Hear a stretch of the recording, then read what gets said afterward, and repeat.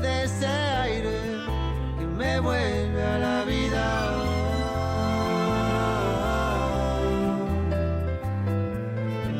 Pero a mi manera.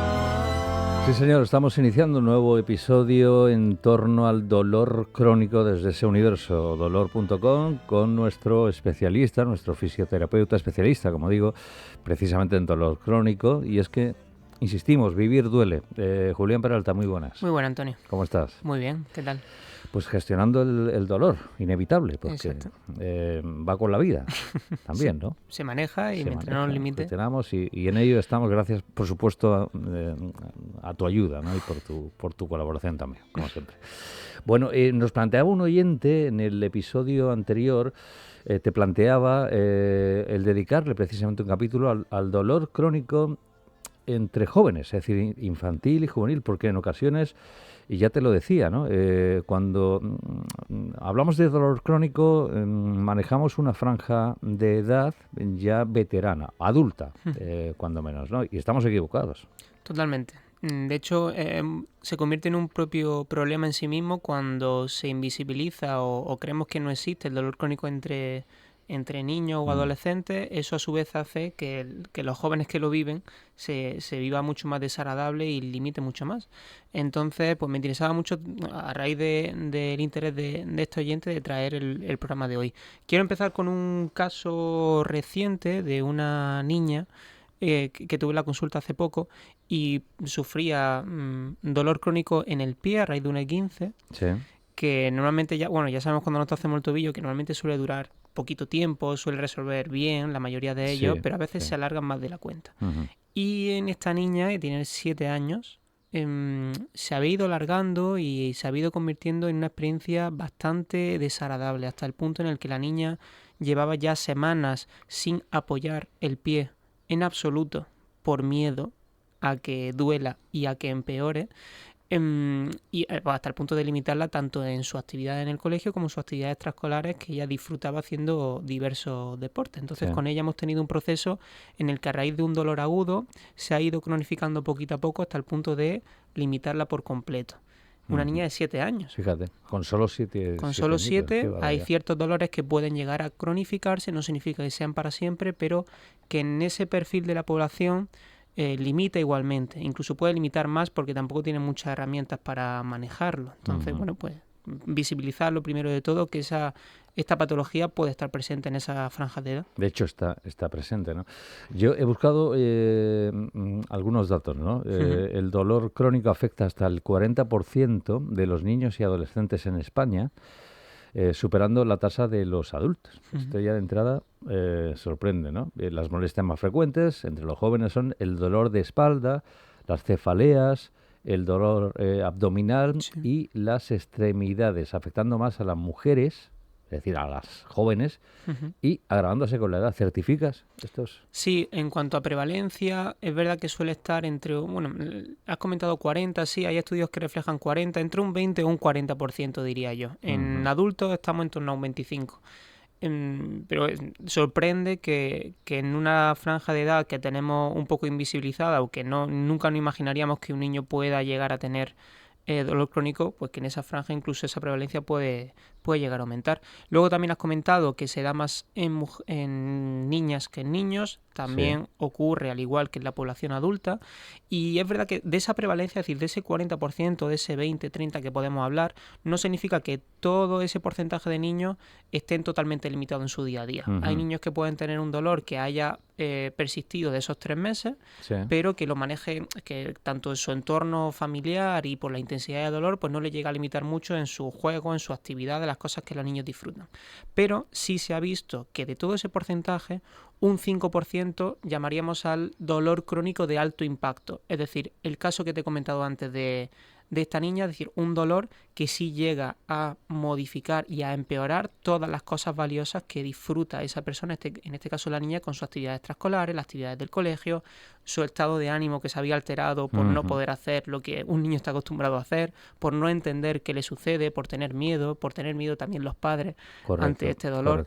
Ahí sí estaríamos hablando de dolor crónico de alto impacto, que sí ocurre en un porcentaje un poquito más pequeño, pero ocurre igualmente en esta población. De hecho, tú efectivamente afecta entre el 20% de la población pediátrica y el 35% de la juvenil, digamos ya los y las adolescentes. Sí, normalmente cuando se estudia el dolor crónico infantil o adolescente estamos hablando desde los 0 años hasta los 18, 19, más o menos donde se mueve la franja. En niños muy muy pequeños, hasta los 2 años de edad, el dolor crónico no es cuando supera los 3 meses, sino cualquier dolor que supere las 2 semanas en un niño entre los 0 y los 2 años, ya se considera dolor crónico. Es decir, ya se considera un dolor que no se entiende muy bien qué está pasando y que puede llegar a limitar bastante a ese niño.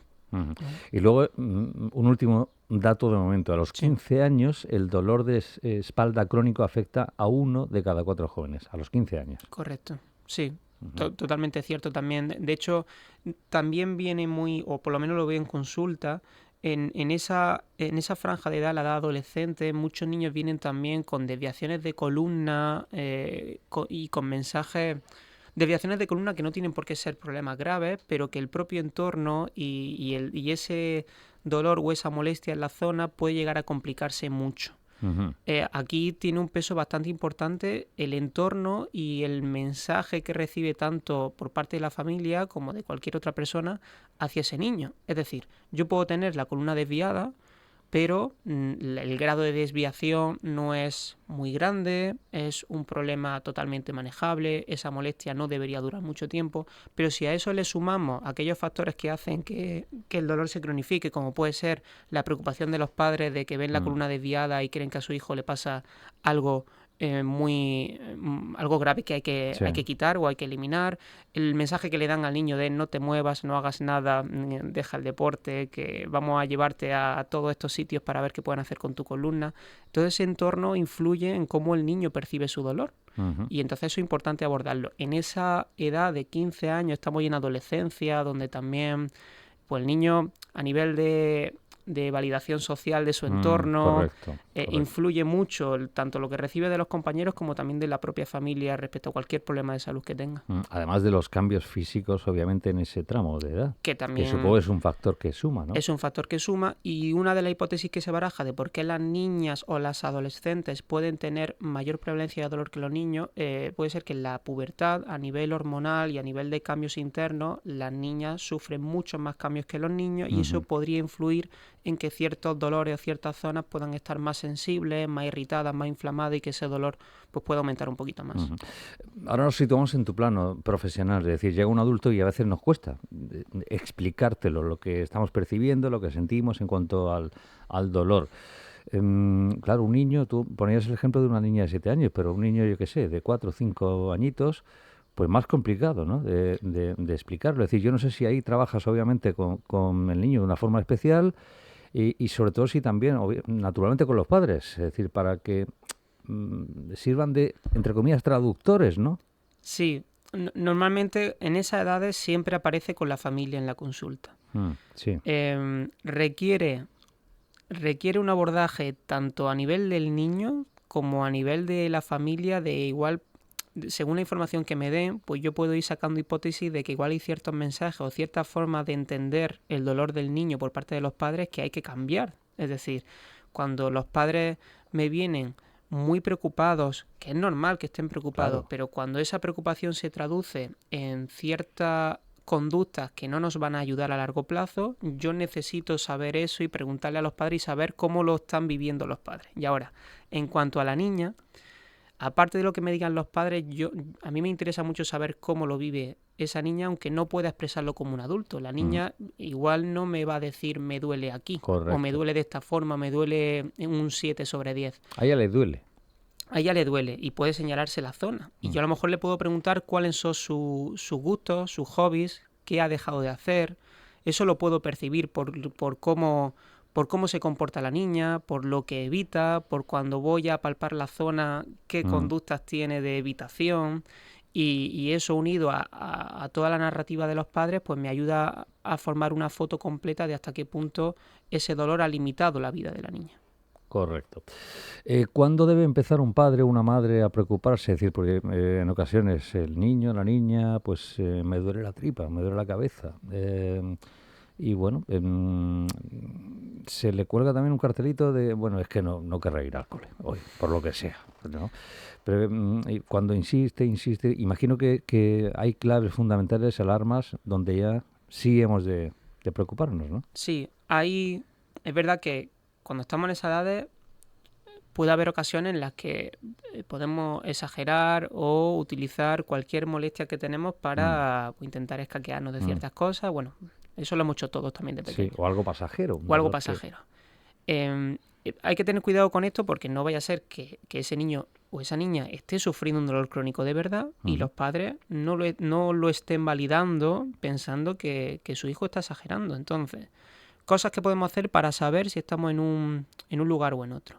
Si el niño tiene un dolor que el niño lo expresa como muy desagradable, pero a lo mejor luego en otros entornos, cuando el niño no está prestando atención o está jugando o está haciendo cualquier cosa, de repente tú ves que ese niño ahí ya no le duele nada. Que es otro niño. Sí. Eso puede ayudar a decirnos que igual ese dolor no le está limitando tanto, no es un dolor de alto impacto en ese sentido.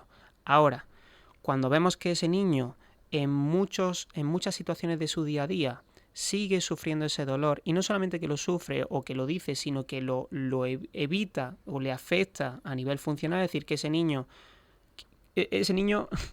le tiene que doler mucho para que ese niño deje de jugar al fútbol o que esa niña deje de jugar con su amiga en el recreo de manera continua todos los días.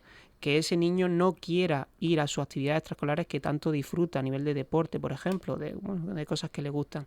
Que ese niño veamos que su estado de ánimo ha cambiado de manera notable desde que sufre ese dolor. Son conductas y son comportamientos que ya nos quieren decir pues que... Ya indican, claro. Sí, no está exagerando. Está sintiendo algo desagradable que le está limitando en su día a día. Y cuando ya hemos dado con el problema, está diagnosticado ese dolor crónico en casa, es decir, te pido, ¿qué cosas hemos de hacer y de no hacer? Una de ellas, de las que no debemos hacer, es invalidar o invisibilizar lo que siente nuestro niño o nuestra niña en cuanto a dolor. Si vemos que es un dolor que se está alargando y que lo está limitando en el tiempo, vamos a hacerle caso y vamos a llevarlo a los profesionales indicados para que hagan esa valoración de lo que le está ocurriendo. Sí. Yo cuando hacemos la valoración siempre intento ver a nivel físico, es decir, qué le está doliendo y cómo le está doliendo, a nivel psicológico, cómo está afrontándolo la niña, es decir, o el niño, es decir, cómo lo está manejando, y luego también a nivel social, los padres, por ejemplo, cómo lo están manejando también, porque hay dolores crónicos que, siendo crónicos, hacen que las conductas de los padres no sean las mejores para la recuperación. El caso que te comentaba, volviendo a la niña con el esguince,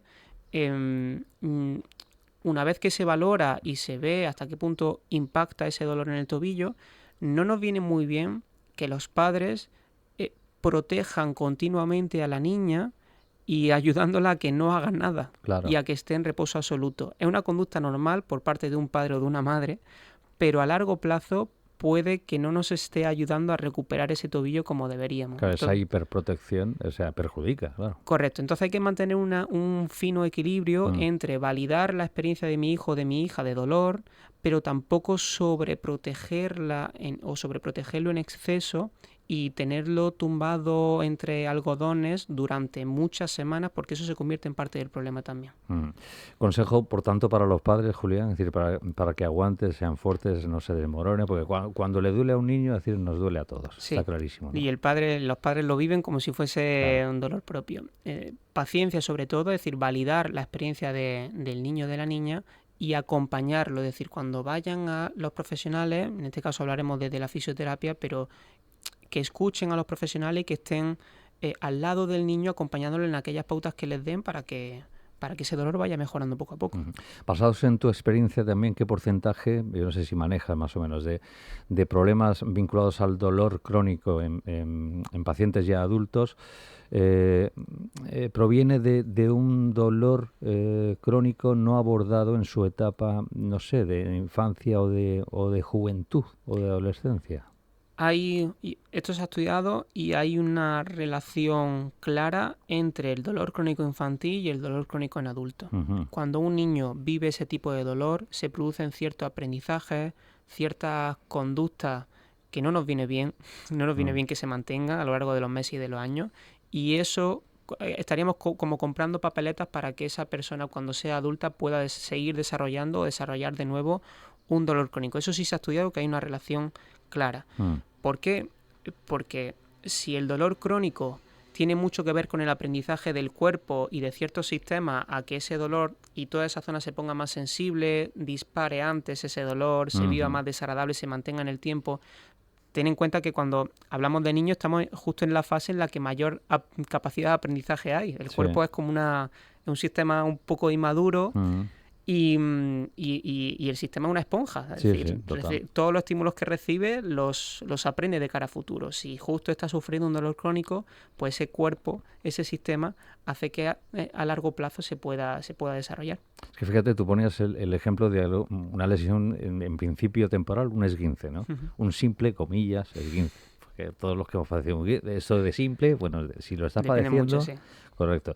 Pero a partir de ahí ya, y tú ponías el ejemplo, a la hora de una pisada, de pisar de tal o cual manera, si mantienes ese temor a pisar de una forma correcta y adecuada, eso va a repercutir, obviamente, ¿no? En el caso de esta niña, el hecho de que llevase meses sin apoyar por miedo a sentir ese dolor y por la preocupación también de todo ese entorno ante lo que estaba pasando, pues la niña prácticamente había olvidado cómo era volver a darle estímulo a ese pie. Entonces, desde la fisioterapia, pues requiere tanto un trabajo, sobre todo trabajamos a nivel del movimiento y somos promotores del movimiento y de la actividad física. Entonces, desde la fisioterapia, pues intentaba siempre, mediante ejercicio un poco lúdico, adaptado a la niña, pues de que volviese a pisar poquito a poco, a enseñarle a que podía volver a cargar ese pie y que eso podía ayudarnos a recuperar ese vóley, esa gimnasia, esos juegos con la amiga en el recreo. Pues para eso requería ese proceso de volver a adaptarnos a lo que hacíamos antes del dolor. Eso por un lado. Y luego también en cuanto a miedo o preocupación o creencias sobre el dolor que puede tener tanto la niña, pero sobre todo te diría que los padres, pues de enseñar a ese entorno a que animen a esa niña que poquito a poco vaya animándose a recuperar aquellas cosas que había perdido. Perfecto. ¿La conclusión de Julián Peralta esta semana cuál sería? Ya sabemos que el dolor crónico infantil existe y por tanto hay una necesidad a nivel, sobre todo en España, hay una necesidad de tener que validar sí o sí esa experiencia del niño, validemos lo que el niño siente y acompañémoslo en un proceso de recuperación. Intentemos no sobreprotegerlo ni tampoco hacer que no exista, sino acompañarlo, estar a su lado mientras va recuperando en ese proceso, en ese dolor crónico. Perfecto. Pues ya saben, cualquier asunto que les preocupe vinculado al dolor crónico, pues lo pueden plantear a Julián Peralta, nuestro especialista de cabecera, a ese universo o dolor.com, ahí lo encontramos.